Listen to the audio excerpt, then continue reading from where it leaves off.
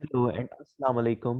Welcome to training zone and online freelance marketplace. आज का जो हमारा टॉपिक है जिसके ऊपर हम बात करेंगे वो है कि हम किस तरह से एक्सेल में डुप्लीकेट्स को रिमूव कर सकते हैं। How to remove duplicates in Excel. तो चलते हैं हम एक्सेल की तरफ और उसमें देखते हैं कि एक्सेल से डुप्लीकेट्स को कैसे रिमूव किया जा सकता है। ये हमारे पास डाटा है।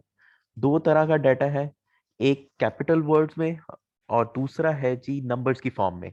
तो हम सबसे पहले इन चीजों को हाईलाइट करेंगे कि डुप्लीकेट्स किस तरह से रिमूव किए जाते हैं। हम पूरे डाटा को सिलेक्शन टूल से सेलेक्ट करते हैं एंड देन हम इसमें से डुप्लीकेट्स को चेक करते हैं कि सबसे पहले डुप्लीकेट्स कौन कौन से हैं कंडीशनल फॉर्मेटिंग में गए और हमने highlight cell rules and then we check the duplicate values.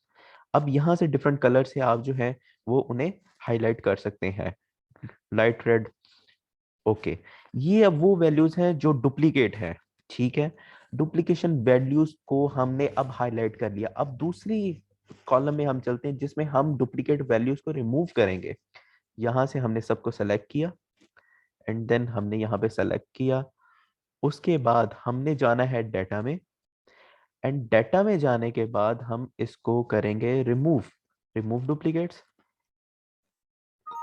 और हमारे पास चार यूनिक वैल्यूज जो थी वो रिमूव कर दी गई हैं। अब ये सारी वैल्यूज जो हैं ये डिफरेंट है, एक दूसरे के साथ डिफरेंट है। So this is how we can remove duplicates in Excel. This is all for today. मिलते हैं नेक्स्ट वीडियो में। Thank you.